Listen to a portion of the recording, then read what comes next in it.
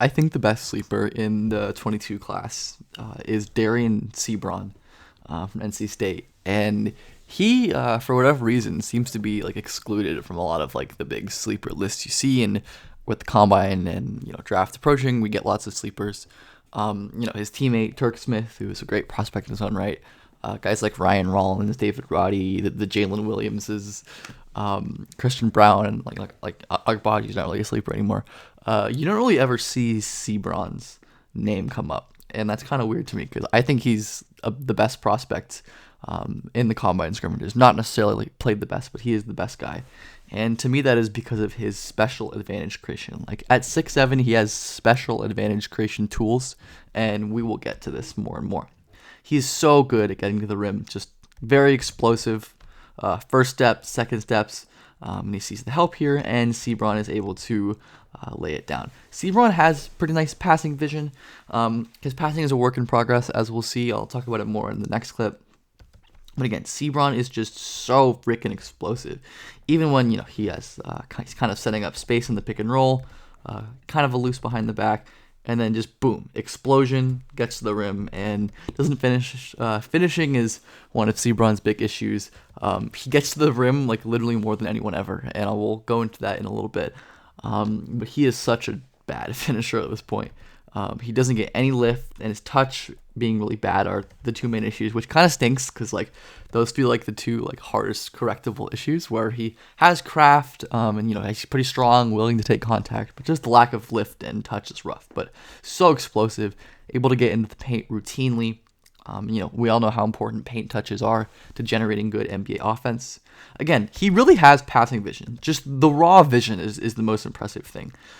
Where he's able to make this skip pass. He sees Molinar tagging here, and is able to hit Roddy, who is, one of my favorite guys in this class. He's not very technically precise. He'll miss reads.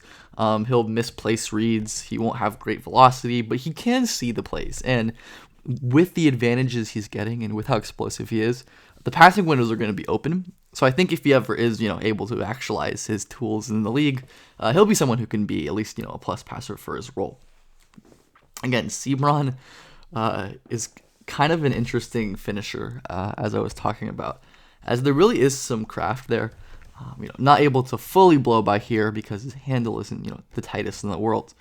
So he kind of nicely uses these long steps to decelerate to create separation, which is a great way that, a lot of slower and bigger players create separation at the rim by slowing down their momentum. Obviously, seabron isn't able to finish there, but we see dereon execute almost the exact same play, gets to the rim with this beautiful little change of pace with Brown on his back, and then this time is able to decel, take the hit, and finish strong with his inside hand. He's not really an ambidextrous finisher at this point, which is just another to the laundry list of finishing issues. But again, that's such a great move and a great counter for any explosive and potent flasher to have. He goes fast and he goes slow. Fast to slow. It is a key. And seabron, again, so good at changing direction with his speed. He's not the best change of direction with his handler. His handle's like a little loose at times, as we'll see, but he's really fluid getting in and out of these breaks. Again, and this is what you love to see, hanging in the air and finishing, but you can just kind of see the lack of lift here. Like, he does not get very high off the ground there at all. And it's not like this was just like a combine flash.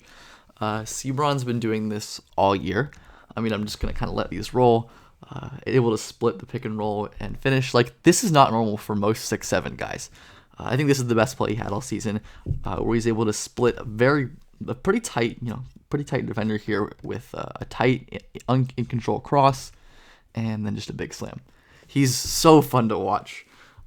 The explosion, the ability to get 2 feet in the paint at will, even if he's rough around the edges, even if the shot is currently pretty atrocious. This is a beautiful change of pace as well.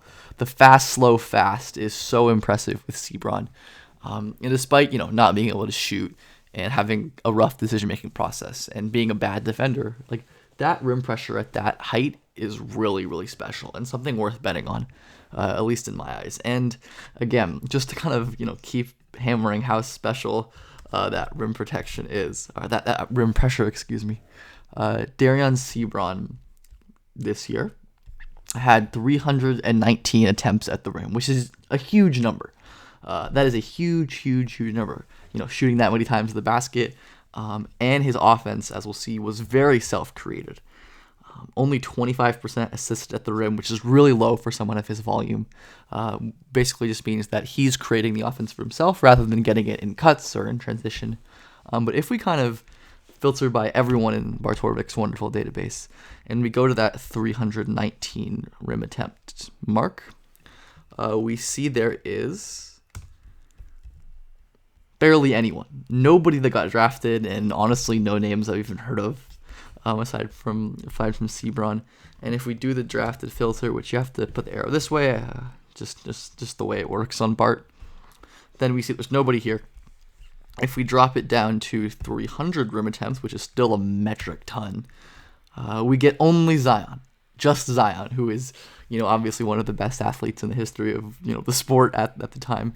Even if we drop it down to 250, not 3250, 250, it is a very small list. Again, you see there are some bigs like Garza. I don't know who Jordan Williams is. Rui and T-Rob function as bigs. And the only guards are like Ja, who was a special rim pressure guy. RJ Barrett, just huge and strong. TJ Warren was like a floater weirdo. And again, even if you keep going down, let's go down to 225. There just aren't a lot of these guys who are consistently getting to the rim. And you're seeing a lot of them are either just giant. Most of them are bigs, honestly. And the ones who were, top pick guards end up being really good. So this is like a very rare statistical kind of thing, and it's not everything.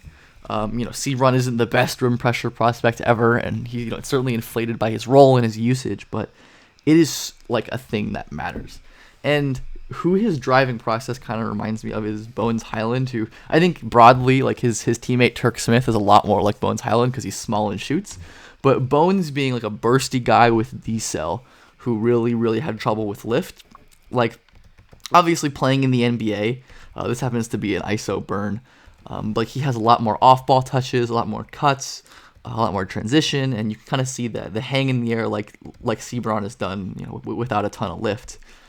He's getting much easier rim attempts than he did in college. Back in college, Bones, again, very similar tools-wise to seabron as a finisher, except that Bones has amazing touch, and seabron has no touch, which is a huge difference. But again, Bones was able to use this deceleration to get into the rim. Bones was probably craftier, but again, fast to slow here, using the 2 long steps to get into the middle of the paint and create some separation for himself as well. And just the straight line burst, again, was so overwhelming, just like seabron's currently is, attacking off a closeout kind of here, and you can't stay in front of Bones, which is what made him an amazing prospect last year. But seabron has similar traits as a driver to Bones, so I think that's kind of going to have to be his path. He's going to have to take on a lower role in terms of finishing, at least early in his career. I think seabron is a pretty big project, just to be clear.